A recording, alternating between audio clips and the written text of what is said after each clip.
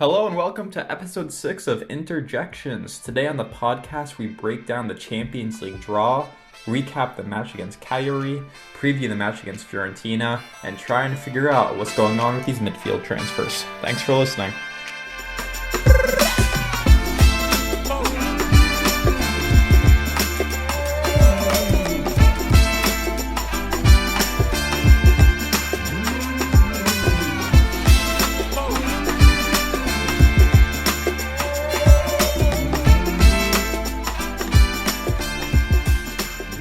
Hello everyone, welcome back to Interjections. I'm your host Andrew. I've got Miko, Irfan, and Jay with me here today. We have a busy agenda as we are speaking right now. It's deadline day. The transfer window shuts in about 2 hours as we're recording. We're going to be back next week and we'll have a complete analysis of Inter's Mercato. But before we get into all that fun stuff, we want to focus on this podcast more on the fixtures coming up as well as the Champions League draw. So we're going to start by recapping the 2-0 victory over Cagliari. It was fairly comprehensive. The first half definitely looked better than the second half, but all in all, 2 matches, 2 clean sheets, sitting top of the table, based on goal differential, have to be feeling pretty good. Miko, I'll start with you. What do you think of the victory over Cagliari? Yeah, as you said, it was like fairly good match, and first half was like we were all over the place, and we could have scored like more goals. And then the second half was, well, it was a bit typical Inzaghi football match. So the second half was we just took our foot off the pedal and we just wanted to finish the match and see what happens. At least it felt a bit like that. But there wasn't too many worries. Cagliari had like few chances. One a bit better one, but nothing like major issues for us, if I remember correctly. Yeah, I got a little bit of joy out of the fact that Hernandez just balled out in that match. Like I think Pavoletti went off with an injury, and then Hernandez was the marquee player for Cagliari, and just given his past links to us and just the overall neuroticism of him, I was pretty amused. But I thought we did a pretty good job limiting chances. We got 2 early goals. Jay, I want your thoughts on the first Lautaro goal, because you're the one critical of him more than most, I think, in terms of he tends to hack at the ball. But that first goal was very unlike him. He took his time. There was pretty great placement on it. Do you think we've turned a corner here? You don't want me to nitpick on that because I will. Realistically, given the angle of the ball that came to him, or where the defenders were and stuff, he should have probably had the ball out to his front and right. You know what I'm saying? But the ball, his touch caused him to shoot, and the ball had to go through the defender's legs. It was a good finish. It was controlled. That's what we want to see. As you mentioned, it was a game of 2 halves. First half was very good. Second half was not so good.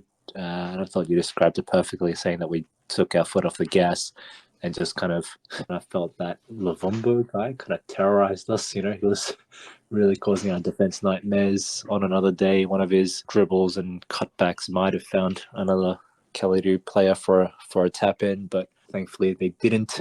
I think it's a recurring issue where I don't really know why. I suspect it's a matter of maturity and game management, but I feel like there's a better way of managing the game than just sitting back and going, okay, we're going to counter now.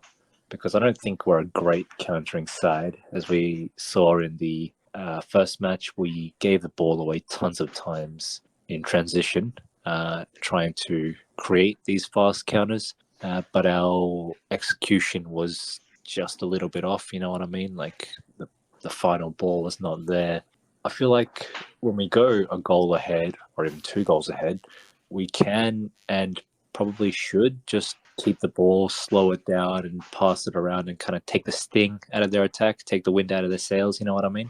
But when an opponent has these tricky dribblers and stuff, and Cagliari had that one guy, feel like you kind of invite a little bit more trouble than is needed by trying to play this super vertical counter-attack football. So other than that, I thought it was a good game, but yeah, just wanted to see us improve when it comes to game management and just hold the ball and, yeah, like I said, take the sting out of their attack.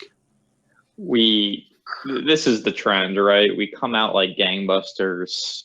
It feels like under Inzaghi, we never concede early. We're usually the ones turning the screw to open a match. And then regardless of how big the lead is, regardless of even if we have a lead, we go into halftime and the flip switches and suddenly we're sitting deep, absorbing pressure, and it feels like we're on the cusp of conceding. And often last year, we would concede.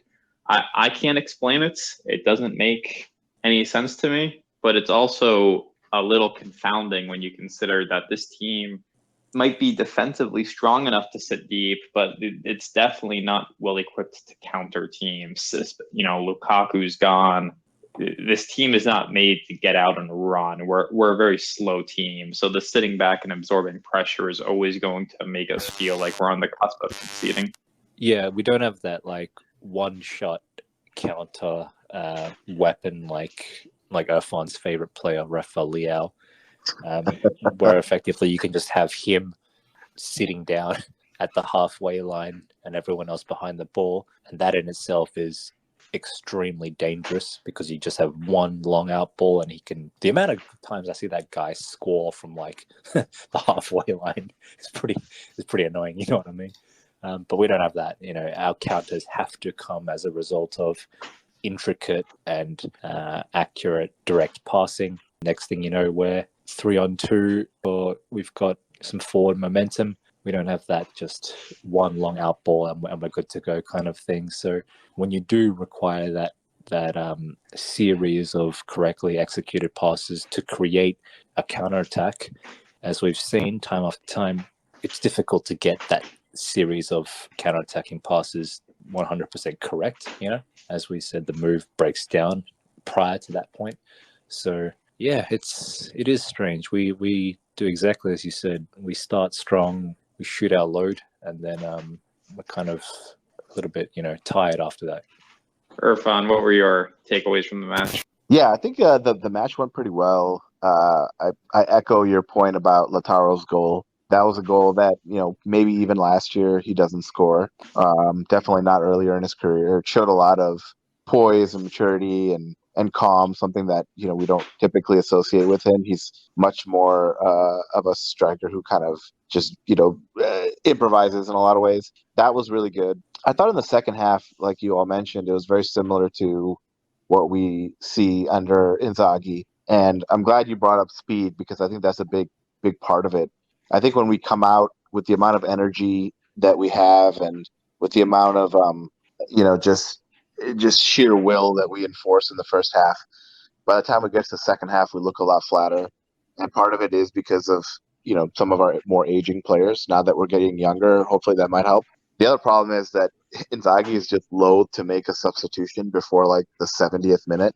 And if you play the way we play, sometimes you might need to take a player out or change things up a little bit earlier, 55, 60, not just wait till the 70th minute. And so I think that plays into it as well. I'd like to see him be a little more quick on the trigger, especially now that he has more players that I think are better suited for the system. But unfortunately, I think we're still going to see the same old, after 70-minute subs and, Mkhitaryan still playing like the full match unless he literally starts gimping on the field. And so that's the sort of stuff that concerns me. But, overall, I thought we did pretty well. But Cagliari is not a great team. And like Jay mentioned, that Lovombu really did give us a lot of issues, which I think is something that, looking back at the tape, we're going to want to be careful of, because when we come up against teams that do have, tricky or fast wingers who can dribble, we need to be better equipped to deal with that, because he was tearing us. He was tearing us apart for, basically almost every time he would get the ball in the box. So we have to be better. The player that struck out to me, again, I think Thuram played well again, even though he didn't score. I think he was fairly influential in our build-up play, especially in the first half. And then I thought Hakan just played awesome. I think he did such a good job breaking up their attacks, winning the ball back. He had a really good game as well. So the Dumfries goal I was very happy with for two reasons. One is the people clamoring for Cuadrado to start can sit down now after Dumfries has an assist and a goal through 2 games. Let's just put that horrible idea to bed. But two, I was happy with the way Thuram played. He had a chance at a goal if a rebound would have fallen to him the right way. He was in the right spot for the most part. And the assist was extremely well placed. And it's just once again getting back to the maybe change in playing style this year where we have a second forward who's focused on creating for others and he's spoon feeding chances to others. And I'm hoping this makes us a more balanced team as opposed to the approach from the past few years of everything goes through Lukaku. And if there are scraps left over, then someone like Dumfries can step in. So the fact we have this catalyst out here delivering killer balls to Dumfries was great news. And frankly, I'm shocked he scored that goal because it was a tight angle and actually required proper placement and just not typically something you see from him. Yeah, I agree. I think one of the things that's interesting is Thuram really helps our what I'll call transition play. I'm going to use a basketball analogy since, I am one of the 2 Americans on here.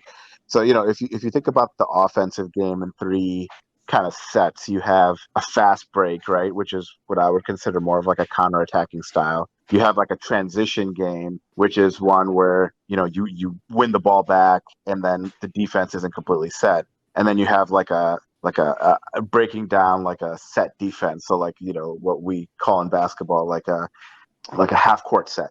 And I feel like we're really good on the half court side of the game. So, against the established defense, I think we're pretty good at making them move enough and overstimulating the defense to kind of get a little bit out of position, overloading a side to bring our wingbacks in to generate some offense. I think we're pretty good at that. On the transition game, I think Thuram's going to help tremendously because, with his hold-up play, with his ability to actually pass out of a hold-up play accurately, which Dzeko and Lukaku did not particularly excel at. I think that's going to help us a lot in, kind of winning the ball back and the defense isn't completely set. And so we're able to, get a chance out of that.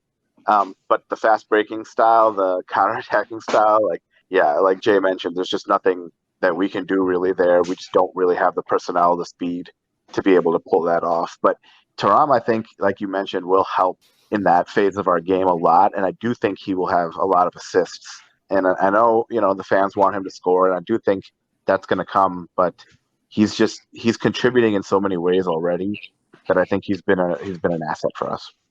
Have you noticed how sometimes DiMarco is our forward-most player when we're defending corners?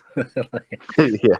Like they don't even get him to defend. They just have him like near the halfway line because he's apparently our fastest player, which is kind of funny and kind of sad at the same time. So, yeah, I have noticed that. DeMarco is slow. I refuse anyone who tries to claim otherwise. He is not a fast player, but he is also probably shorter than me, which means he cannot man mark anyone in the box. So I'm completely cool with us just sticking him by the halfway line and hoping he can catch the keeper out. He's rapid. But he was rapid. but he's.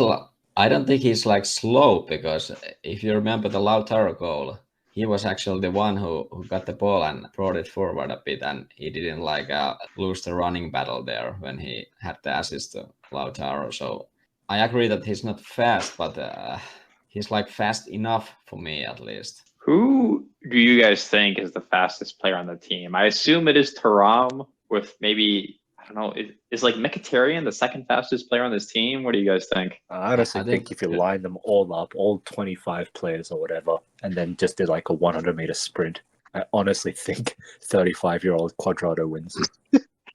Well, yeah, you could be right, but I think Dumfries is pretty fast when he gets going. Maybe his acceleration is like not top notch, but Cuadrado is definitely the most explosive one. But I think Dumfries is pretty fast. We know De Vrij is in last place. Like anytime there's a ball played into space and it's De Vrij versus whoever the other forward is, it's always going to be the other forward. I mean, the guy is so slow. There was a couple of times in that Cagliari match where it was literally like watching two players sprint, and it was just not even close.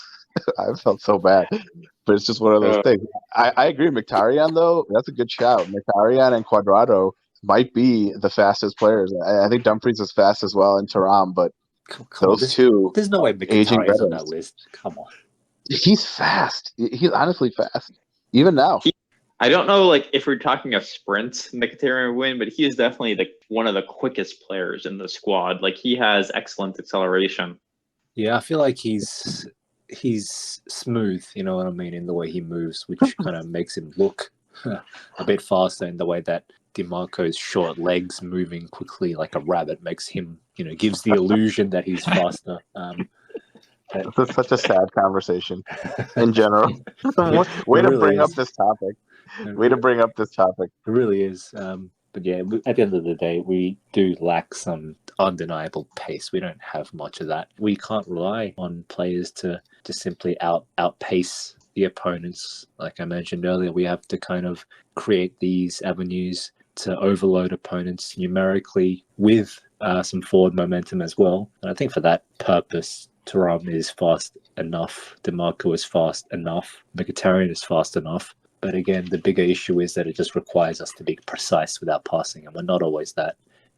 I really wish I could be a fly on the wall in the dressing room at halftime and hear what Inzaghi's instructing the players, because on one hand, it seems ridiculous to imagine him telling the players, okay, abandon all possession and just let them attack. That seems ridiculous, but that's what it looks like, doesn't it? Like, that's what it's just. It's like, boom, the switch goes off and we just, okay, attack us. We're just going to counter now. That's what it looks like so often. And so, yeah, a little bit concerning. I really think against these smaller teams, we could do much, much better at managing the game. I refuse to believe that against Monza or Cagliari, we spent so much energy that we needed to take a break and, kind of give ourselves like a working rest, if you want to call it that. I feel like we had more than enough in the tank to just keep the ball. And yeah, just we don't run that much if we hold the ball and slowly knock it around, let them tire themselves out by pressing us and just slow the game down and kill off any momentum that they might have. But we seem to try and fight fire with fire.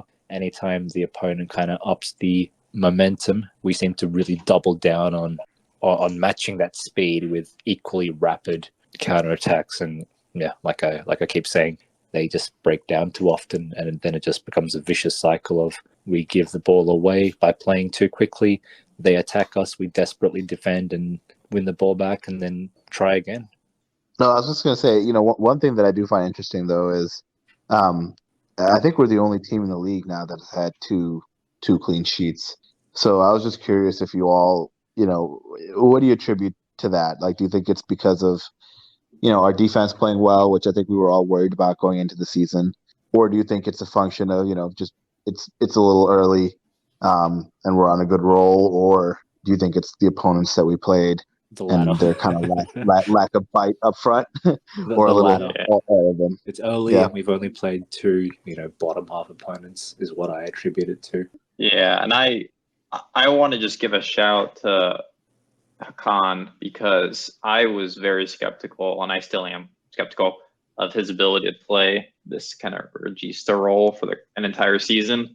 But through 2 games, he has been excellent, and I think our best defensive player. Yeah, he leads the league in recoveries, which I believe is just like winning back possession from the opponents. He is top 5 in the league in distance covered. He's been a true workman, and we'll talk about this more in a few. I'm just worried if anything were to happen to him, that this team would be in total disarray defensively.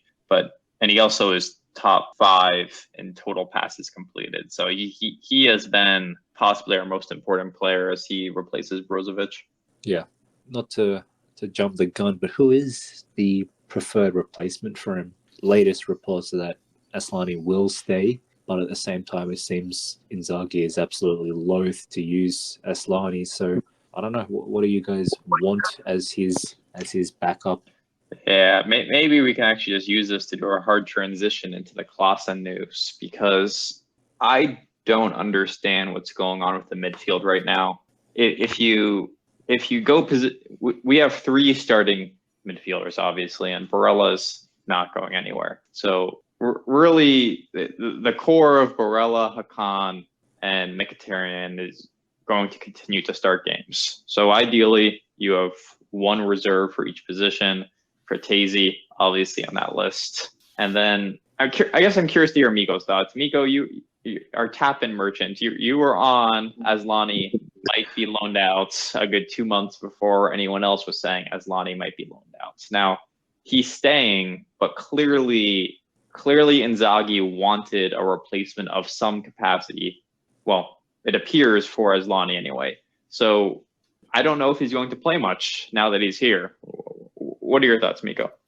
Yeah, it's pretty I don't know, interesting to say the least, but maybe a bit frustrating for both sides of like Inzaghi and Asllani as well. But at the same time, the report said that Asllani just didn't want to move anywhere. But it's a bit confusing or not too clear what were the reasons for real.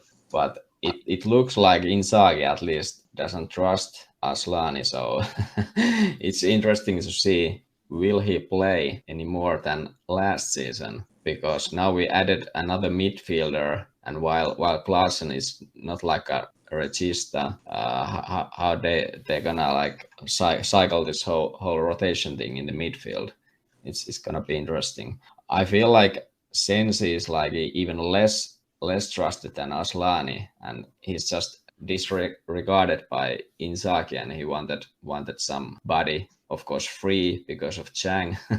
So it was this Klaassen guy then. So you reckon Inzaghi trusts Sensi less than Asllani? I'm getting the feeling it's the other way around. I feel like Sensi played more in pre-season. Sensi came off the bench against Cagliari, I think, didn't he? Yeah, but it was more about maybe the injury record. I already read that he might have some muscle strain, so there's that. So maybe he just wanted some guy who can play as Mezzala. The hot weather in Cagliari really stretched his muscles. Yeah, but I have to say I've never seen Klaassen play, or at least that I noticed. So I don't have any real opinion about Klaassen. Just what people have written about him, and that's not too fascinating. It's a weird signing for me because he fits the mold of a more attacking-minded midfielder. Like, he scores a lot of goals. Yeah.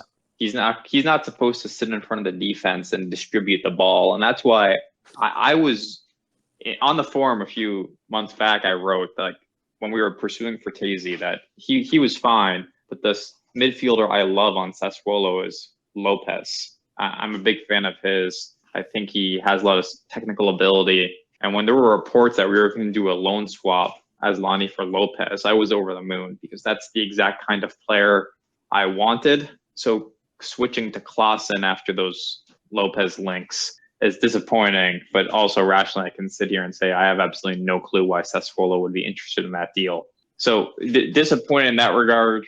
Klaassen as a whole, I'm fine with, because once again, I'm cool bringing in a low-cost body to fill the midfielder. This is when we missed out on Samardzic. This is what I was advocating for, to save money. But now we're bringing him in. As I sit here on deadline day, Sensi is still here, Asllani is still here, Gualme is still here. It's just there are way too many cooks in the kitchen right now, and none of them are particularly good. Yeah, so I kind of viewed this signing as an indictment of Sensi a lot more than an indictment of Asllani.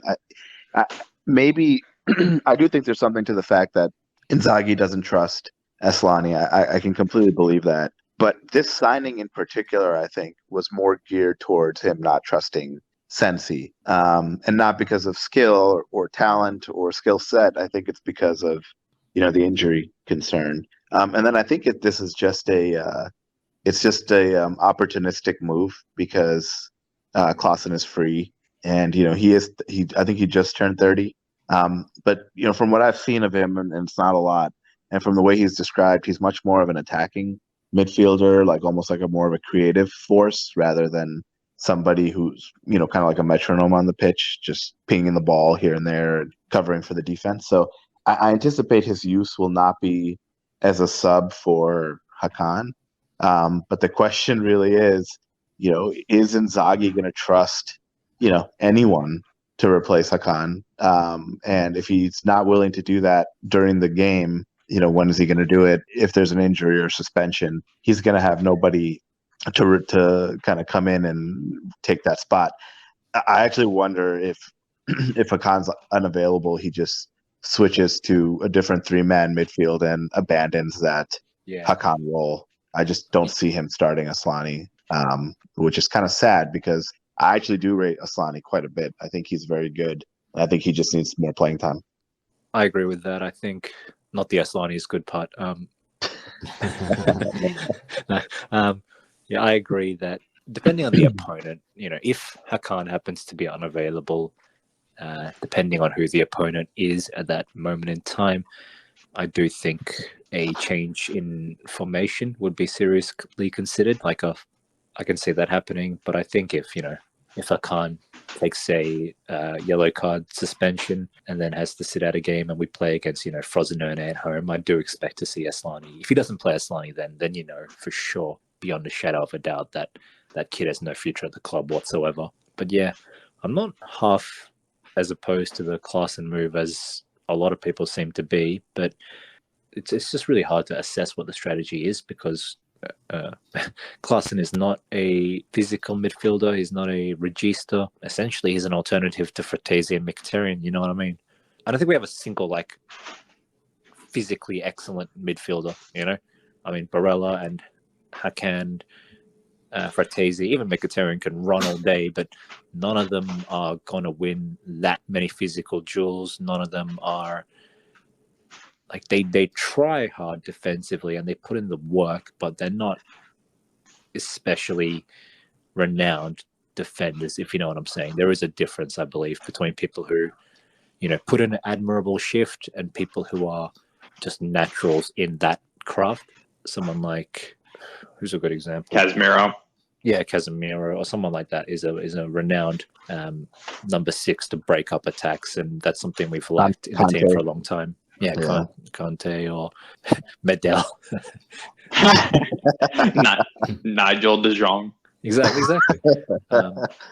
Here's the thing. There was an argument that's gone out of trend and that, teams don't play with a destroyer anymore, but I don't really agree. I mean, we lost the Champions League final to a team that played a 6 in Rodri paired up with a centre-back playing as a defensive midfielder. You know what I mean? That was like Guardiola's big tactical revolution of last season. I don't think teams are less reliant on quote-unquote destroyers. I just think the destroyers are more cultured these days. There are no more Gattusos. They have players like Casemiro and Rodri who are comfortable on the ball. I think that's the shift. And our midfield linchpins for the better part of 5-6 years have been ball players, more in the Pirlo mold than the Rodri kind of mold. And so I feel like we've lacked a defensive midfielder, a true defensive midfielder for a long time. Someone who you can bring on to really shut down the midfield. I felt like this was an opportunity to try and find one. But yeah, we kind of just shot our shot on Klaassen. So I think what you said, Jay, is that getting a defensive midfielder is super helpful, especially to shut down a game. Like we don't need a defensive midfielder like a strong man midfielder to start the game. We need somebody who can come in, especially in those second half moments. And once you bring him on, everyone knows that it's over. We're pulling like a Mourinho. Yeah, we're pulling like one of those Mourinho 1-0 games now. That's it. Everything is dead. And we don't have a player like that. We haven't had a player like that for a long time. The Klaassen thing to me seemed like, we need a free midfielder. Let's go to FIFA and sort by rating and see who comes up. Because again, it didn't seem, like you said, like checking the box as a Asllani alternative, someone that Inzaghi might end up trusting more, and then it didn't seem like somebody who was defensive oriented, nor did it seem like somebody who might start or anything like that. So it seemed like more of we need a body, we need somebody free, who's the best kind of rated player available. Let's get him. But what I find more interesting, and I'm curious, Miko, if you think this is the case, because I know you're the least probably, you're probably the most age blind among us, but you really think that Inzaghi is going to start Mkhitaryan like on a go forward basis? Like I had assumed that when we signed Fratesi, he was going to be our starter. Maybe he just needs a couple of matches. But if we're going to start Mkhitaryan the whole season, I don't know. I'm not sure how I feel about that. Well, I think it's like purely based on his fitness. If he's fit and ready, I don't see why we wouldn't start him. Like he's clearly the guy for Inzaghi. So he like played himself to the starting lineup last season and like hasn't stopped since. But I would assume that if he's like start getting these knocks here and there, Fratesi will get his starting spots also. I don't think there's like there will be like one lineup we start always. It will, because there's like 50 games in the season, so it will change. But at the start, I feel like Mkhitaryan will be the starter. I feel like Mkhitaryan's important because he's the most technical of our midfielders. You know, he's the guy who will abruptly try a forward pass from, you know, if we're passing kind of sideways among the midfield three, Mkhitaryan's the guy who might quickly try a forward pass into Lautaro's feet and let him try, you know, get through the defense and shoot on goal. Fratese's not really like that. Barella's got a bit of that ability, but, you know, it's not really his thing. Whereas Mkhitaryan is much more inclined that way in general. So, you know, as someone who is a massive Fratesi proponent, I do have to reluctantly agree that the team does probably play better with Mkhitaryan than Fratesi. Fratesi, as we know, is very direct. He's a finisher, not a creator. And so I can't see a scenario where Mkhitaryan isn't getting a ton of game time, especially now that the 3-5-1-1 does seem more of an option for Inzaghi. Andrew mentioned the other week that it seems like a set strategy for us to use that shape, and even that Thuram is part of that shape as well. And so that means Mkhitaryan will fill not one but two roles in the system, which will only see his value to Inzaghi increase and his game time increase. I actually want to take this a different direction. Jay, you mentioned the idea of possibly changing shape. With Inzaghi here, there's absolutely no chance that happens, in my opinion. He is much more likely to, I think, go the other direction, which is now that Alexis is here, he would drop Mkhitaryan a tad bit deeper, and given just he is strong at controlling the ball in the midfield, I could see if Hakan has to be subbed off, him asking Mkhitaryan or maybe even Barella. I know he tried that once last year and it went quite poorly, to just drop back deeper and distribute the ball, because there is a better chance that like you quit smoking than there is of Inzaghi changing the shape of this team. I think that's totally possible too, that Mkhitaryan does fill in that Hakan role, which would be, I don't know, man. I feel like he can help the fluidity in midfield and helping the ball move around, but it's not really something I want to see, you know. I feel like, come on, like, do we really need to run this guy into the ground by having him play as a DM now as well, you know? I'd love to see what the plan is for next year when this guy's a free agent. And sure, we might renew him, but he's 34 years old. And the person I really would have liked to see a sign is Pereira, who I don't rate. He's a bit of he just reminds me a lot of Gagliardini in that he'll run around like a chicken with his head cut off. He's a push you around. He's a bit of a jerk, and he's the physical presence. And it's kind of nice to have that off the bench to bring on to just break up the other team's possession in the midfield. And Pereira's a free agent, and I don't know what kind of wages he was asking for, but he would have been my preference over someone like a Klaassen, just because I feel like we have too many guys like Klaassen already, whereas Pereira has the different characteristics. And sure, he's a mediocre player, but it's just a different skill set that might come in handy at times. Whereas now we're just doubling down on the existing composition of the team, and we can only really play it one way. I wouldn't be surprised if Klaassen's the first name off the midfield sheet, by the way, in terms of subs. Yeah. I think I wouldn't be surprised if he catapults Frattesi. Frattesi, yeah. And he doesn't play people under the age of 25. Yeah, exactly. I just, I can already tell that we're going to see Klaassen being subbed in for like Mkhitaryan or Barella a lot more than we're probably even going to see Frattesi, but let's see. If this team ruins Frattesi's career, I'm going to be livid because I already have a planned Euro 2024 Italian midfield of Barella, Frattesi, Tonali. I do not want these plans ruined. Frattesi is the most expensive transfer of the Mercato. Did he surpass Pavard? Who cost more between the two of them? Frattesi costs more than Pavard, all up. So he's the most expensive transfer in the league. Yes. And our manager is likely to play Klaassen over him. Wonderful. All right, let's get to the Champions League draw. Maybe we can just talk through the Italian teams and how their draws went. So Inter, I think, got a favorable draw, not a fantastic draw, but a favorable draw. Like we said last podcast, there was really no scenario where we would expect to go out in the group stage, but we did manage to draw one of the weaker teams from pot 1, including Benfica, which, Irfan's favorite player, John Mario, is a part of. Gosh. And then we also have from pot 3 Salzburg, who we played in that friendly in a torrential downpour a few weeks ago. And then one of the trickier teams from pot 4 in Real Sociedad. So it's a tricky group, but Irfan, do you think we'll have any trouble getting out of this group? No, we really shouldn't.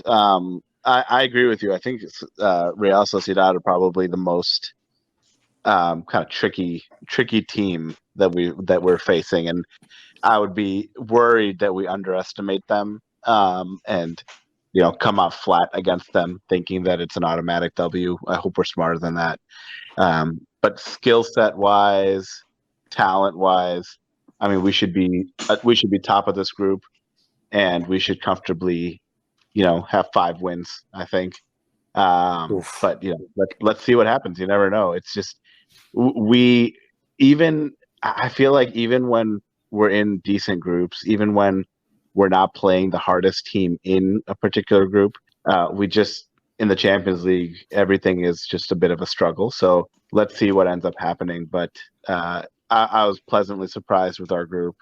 Again, something that I hope nobody underestimates, but I don't think it's something that should be very difficult for us, and I would fully expect us to not only advance but top the group. Yeah, under Conte, this would be a 2-2-2 for sure. You know what I mean? Yeah. Agonizing 8-point groups. It's not Sociedad that I fear. It's just it's Andre Silva. I think our record against Spanish teams is pretty dismal, isn't it? And Spanish teams have a just ridiculous record in Europe compared to the other. When you break it down to how the nations compare against each other, I know Spain just has a great record. Obviously, a lot of that is down to Real Madrid and Barca, but nonetheless, Spanish teams tend to hold out extremely well in Europe, I feel. So it'll be tricky to play against Sociedad. Benfica, I mean, they lost Gonzalo Ramos, and traded him for what's his name, the guy from Fiorentina, Cabral. So, that's arguably a pretty significant downgrade. They might have signed someone else, I'm not sure. They also signed Trubin. Yeah, they added Di Maria also. That's Di Maria, I would say that's a big one for them. I think he brings a lot of experience. He was good at Juve last season. Yeah, I agree. He was one of Juve's only bright sparks. But I don't know if Benfica are a net stronger team than we played last season, and we beat them fairly comprehensively. If anything, we should have won both games 2-0 and 3-1. But when we got to 3-1 in the second leg, we just kind of took the foot off the gas, thinking the game was done, and ended up drawing 3-3, which is, whatever, it is what it is. Look, Benfica is the best team we could have possibly drawn from pot 1, realistically. And we're in pot 2, pot 3. I can't remember who the other teams were off the top of my head, but it was a weak pot. Yeah, we discussed last week how pot 3 was looking extremely soft, and so Salzburg, I'll take it for sure. Between Newcastle and Sociedad, I'm taking Sociedad. So yeah, so it's a doable group. I looked at Sociedad's roster a bit. They have a few Spanish national team players who I've seen play, and I've relatively impressed with. As I was joking earlier, they actually have Andre Silva, former Milan flop, on loan from his current club. But is it Oyarzabal? I can't pronounce this guy's name, but he's captain of. It's pronounced Oyalawa. So he's the captain of Sociedad, and he's, I've seen him with Spanish national team. He's an impressive player. It's a good team, and if I had to make a prediction right now, I'd actually predict them to finish second in the group. Yeah, let's talk about the other groups a bit. So the group of death is Group F, which is Milan's group. Yes. This, we were joking on our podcast that we'd get, the ultra difficult group, while Milan would get the walk in the park, and they actually got the most challenging group. So what's going to happen instead is that we're going to win our group. Somehow Real Madrid will finish second in their group, and we'll draw them, and then Milan will get, Salzburg or something from our group. But it just, that's how it'll go now, after we're feeling ourselves after a favorable group draw. But PSG, Dortmund, Newcastle, it's a old boys reunion party with Donnarumma having to go back to San Siro. Tonali going back to San Siro basically 2 months after he was sold. It's an extremely challenging group for Milan. I think they can get out of this because, as we were talking about last week, PSG are possibly the weakest version of themselves in quite some time. And Newcastle, this is going to be their first time in Europe in forever, and who knows how they'll respond. So it's not an impossible group. Yeah.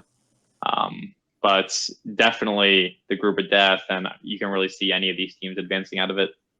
I don't think Milan has any chance. I think they will be beaten like Mbappe will destroy their defense. And surely Milan are stronger than Dortmund. I was going to say, let me frame it for you this way. Dortmund are possibly the worst versions of themselves. PSG, weakest side in years. You don't see a path for Milan to get out of this group? Well, of course, anything can happen. I'm not saying that, but that's, I don't see it too likely. I think Newcastle and PSG will be stronger, and they will beat the shit out of Milan. I hope so. Irfan, tell me why Milan's going to finish last in this group. I am not predicting that. This team they manage things that I still don't particularly understand. You look at this team and you look at this group, and there really is no way that they should be advancing. Honestly, even if Dortmund, even if Dortmund are not, as good as they've been the last few years, and I agree, PSG have definitely dropped. But it's one of those things where the group is wide open. They're going to go into it knowing that they have to play 100% in every match. They can't take any match off. And they do have some success in Europe. I mean, as much as people love to say that we were very unlikely finalists in the Champions League last year, I mean, who would have thought Milan would be in the semifinals last year? I mean, there's just no way they should have been there either. So I think it's one of those things where it's hard to predict against them. I would love for them to finish third or fourth, but I have a sneaking suspicion that they can sneak into that second spot, maybe by a 95th minute own goal by Tonali in match day 6, or something like that. Exactly. Skriniar own goal, something like that. Something stupid would happen, because it always does, and they'll somehow, like you said, either end up advancing, or who knows, maybe even top the group and give us Real Madrid as or give us PSG or Real Madrid as our matchup. I think remember Dortmund were 1 win away from being German champions right now. They bottled it on the last game of last season. So I don't think they're that weak, but they did lose Guerrero, I think. Bellingham, yeah, that's a big loss, of course. So it's hard to say where Dortmund are for me personally. I think last season Milan were just beneficiaries of an easy draw, like we were. We drew Porto, then Benfica. They drew the worst coach in Europe, Conte, and then Napoli. Familiar opponent in Napoli. So honestly, it's hard to say who had the easier draw out of Inter and Milan, but I think we both had immensely favourable draws, which is why we met in the semi-finals. But as usual, I think there's a lot of unwarranted Milan disrespect going on here, and I won't stand for it. I think it's pretty even between PSG, Milan, and Dortmund. I honestly think that's the order in which it'll finish most likely. I don't know. No, I'm going to say PSG, Milan, Newcastle, and Dortmund is how that group is going to finish. A little Pulisic former player curse happening for Dortmund to knock them out. Yeah, precisely. Well, we know Jay thinks that in all 6 matches, Leao's going to be the best player on the pitch, even if a certain PSG mercurial star is playing, it doesn't matter. You mean Skriniar? Yeah, exactly. Let's talk about the other Italian teams quickly. So Napoli, Group C, they have a tough group. They drew Real, Braga, and our friend Gosens at Union Berlin. Our friend Bonucci. Berlin. Our friend Bonucci, former youth academy player. I would expect Napoli to get out of this group, but just because Rudy Garcia is a joke, I would not be surprised if Braga sneaks through. Braga haven't been in Champions League for a while. Yeah, I actually watched their when they were playing in the qualifiers, and they were like terrible. But they advanced. Yeah, but it was because Panathinaikos were even worse. They were like worse finishers than like I don't know. It was absolutely awful. Yeah, Lukaku in the CL final. Yeah, it was almost like that. Yeah, I think this is pretty straightforward. I think we're disrespecting Napoli a bit too much. Look, I think Napoli are one of these teams that can get a lot out of players or coaches that we may not expect much from. I mean, realistically, before last season started, I'd never heard of Kvara. You know what I mean? I was thinking, seriously, they're replacing Koulibaly with Kim, and that's coming as a Korean, So, I didn't think they'd have a chance of winning the Scudetto, and yet there they went, and they held their own in the Champions League. They demolished Liverpool, and even the season before that, I think they played Liverpool a handful of times in the last few years, but they've always held their own.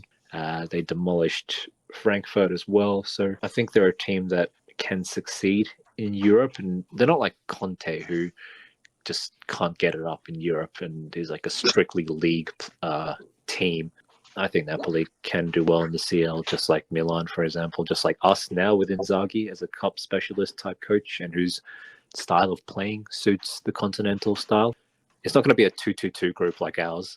I think it'll be one of those groups where you have 2 teams that are just far, where the gap between second and third place is quite big.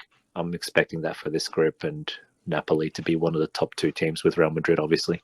You're probably right. And when you have one of the 5 best strikers in the world, you're obviously at a huge advantage. I expect Napoli to get out of this group. They normally play well in the Champions League, but I refuse to put any faith in manager.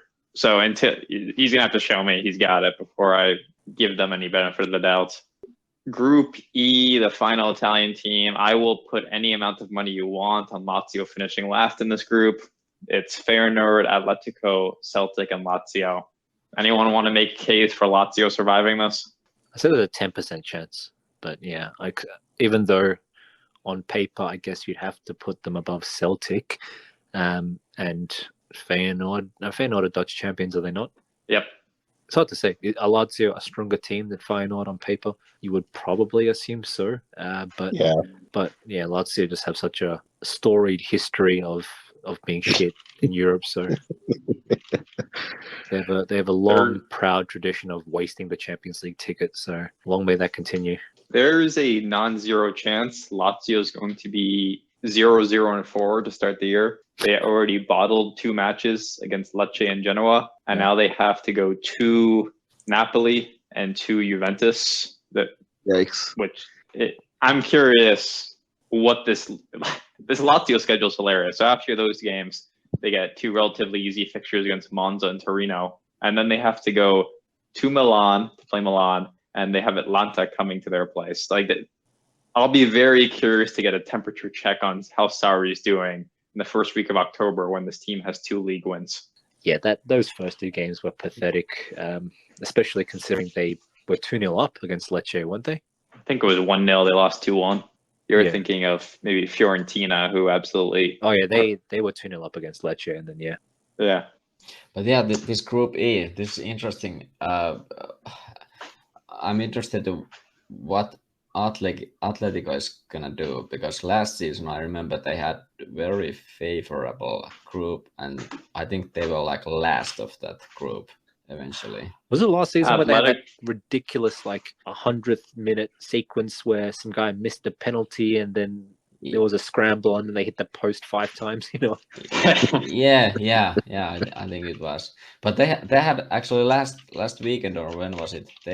They destroyed Rayo 7-0. Vallecano 7-0. Yeah. They're playing this offensive, attacking football now that I'm sure will last until they lose one when Simeone will pull back. Morata had 2 goals and everything. This is my pick for group with the most 0-0 matches. Yeah. Not a bad shout.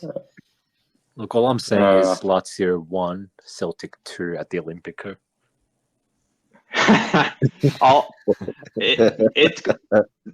The away fixture against Celtic is going to be on a Wednesday night. Immobile is going to be starting up top. It's going to be raining, and he's going to just absolutely crap himself and not get a single shot on goal. Let's get into Inter-Fiorentina. Fiorentina suck. I can't really put it more delicately than that. Let's talk about their fixtures to start the year. They went out.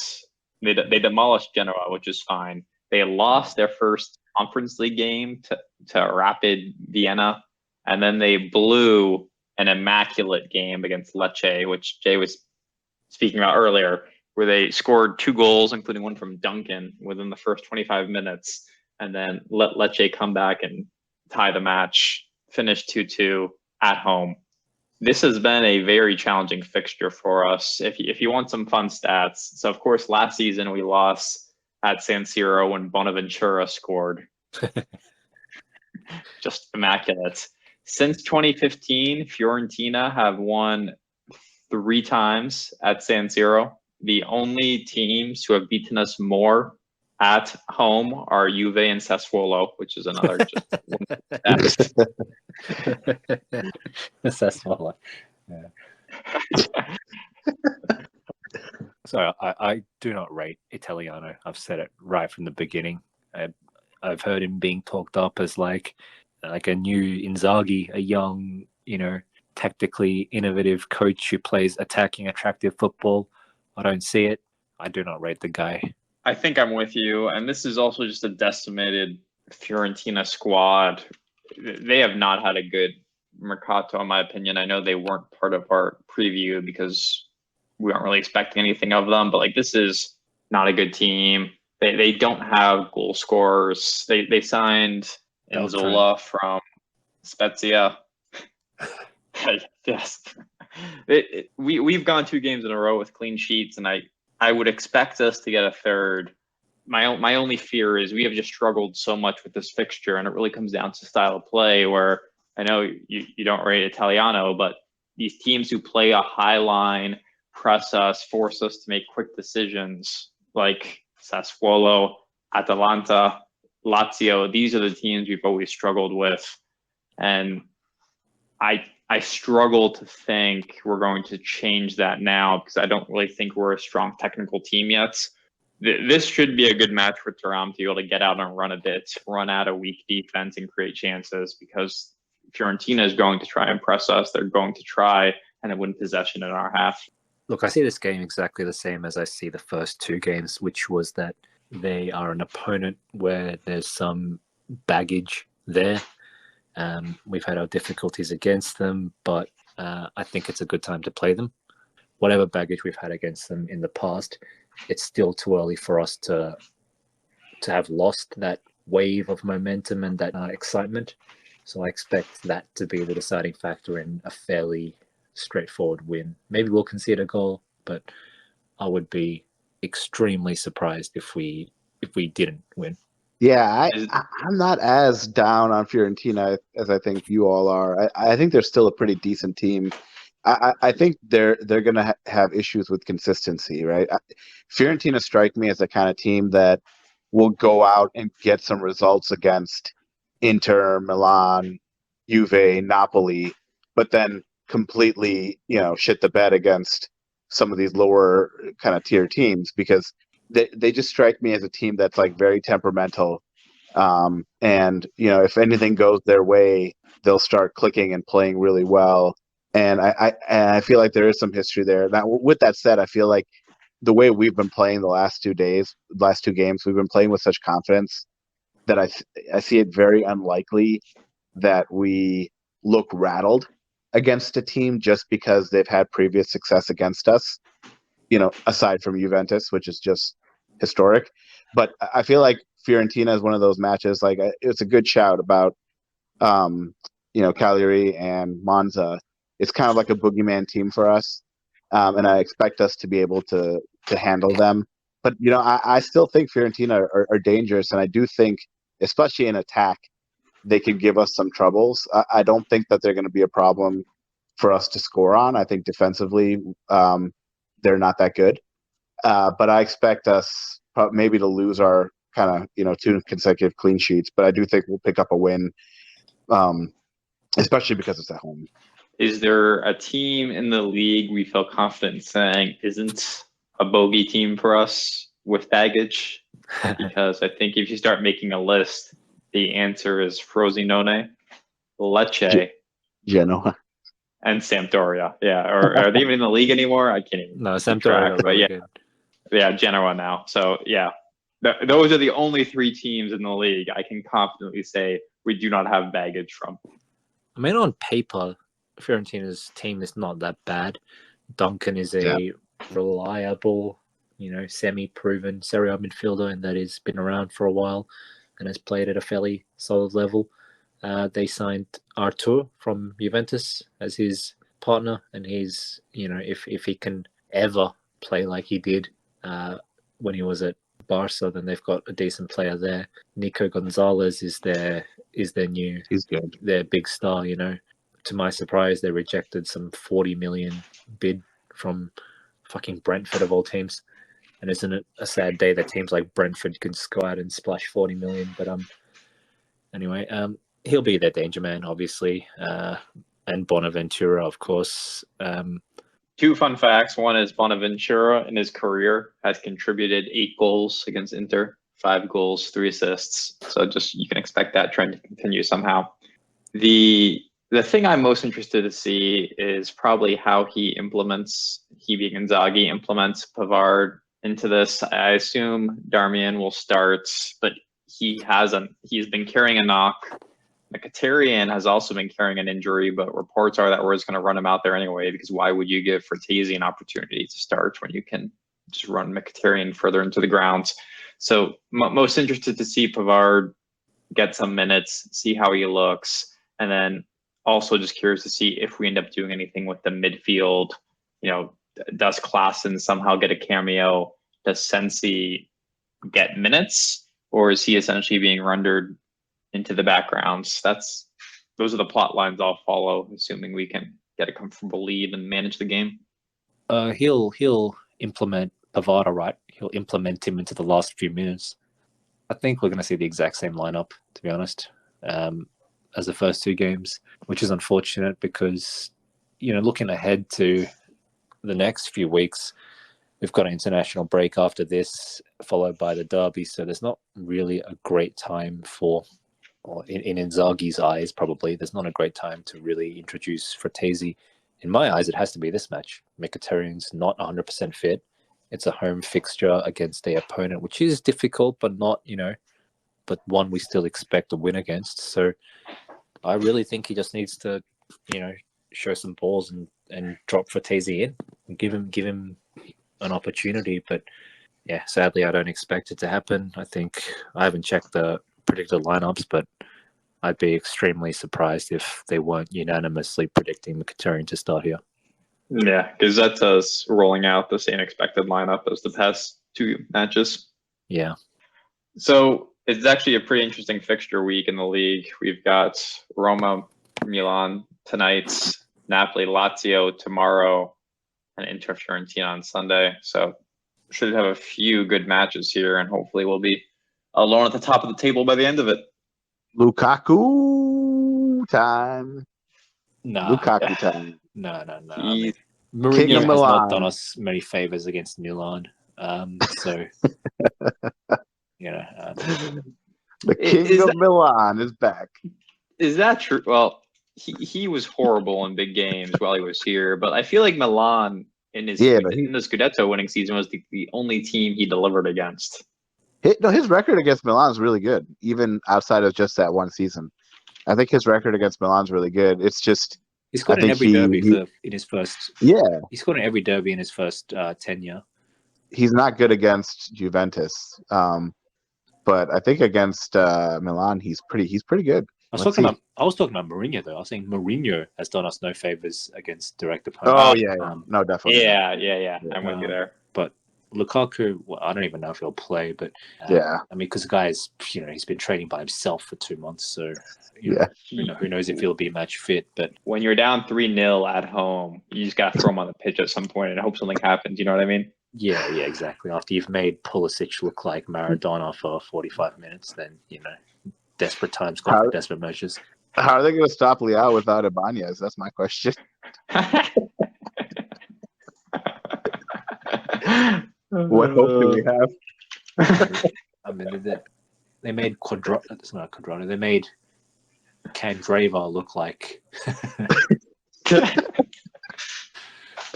Oh my gosh. Roma not a good side. Roma not a good side. For whatever reason, Mourinho is insisting on this 3 at the back system. It's a system that I don't even think he knows how to deploy properly or really get the most out of a 3 at the back system. And it's generally considered that a 4-3-3 is like the natural counter to playing 3 at the back. Milan's in red hot form. I think they're top scorers so far. I think they scored 6 goals in the league so far. So, I would expect Milan to dispatch to Roma fairly easily. I think the way Milan looks at Roma should be the same way that we look at Fiorentina. It's a difficult opponent, but early season momentum is high. Team energy is good. Everyone's excited, and the inherent quality is enough to see off the opponent. That's where I look at it. I just can't believe it's 2023 and a team is starting an attack of El Shaarawy and Belotti together. Yeah, and Smalling Smalling at the back. With Mancini. Cristante. Do they still have him?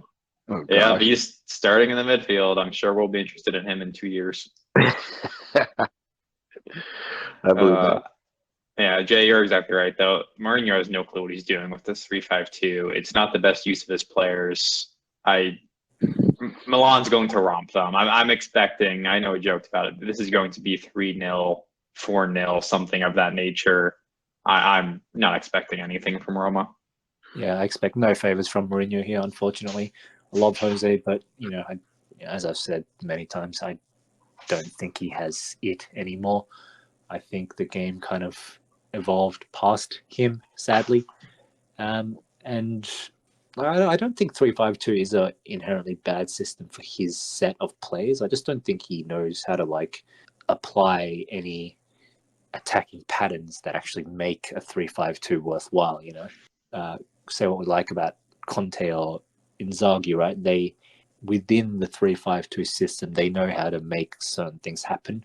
Mourinho, I feel, mainly plays that system just for the numbers at the back, but beyond that, I feel like, how many goals did Roma score last season? It was a really pathetic amount.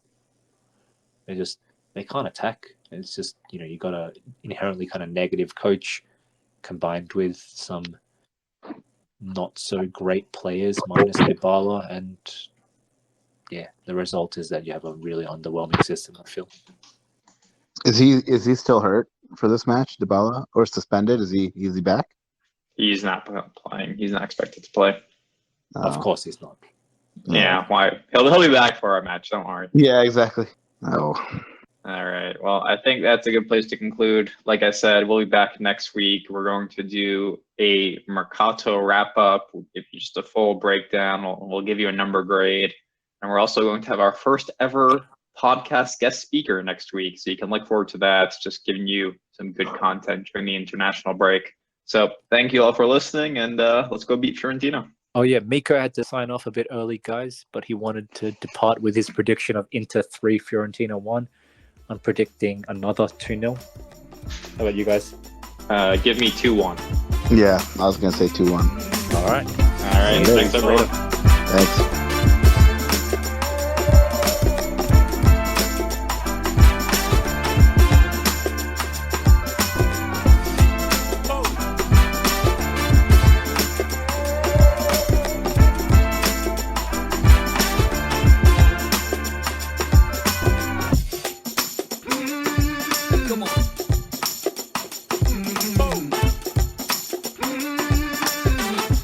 If they make it out of that group, I swear to God.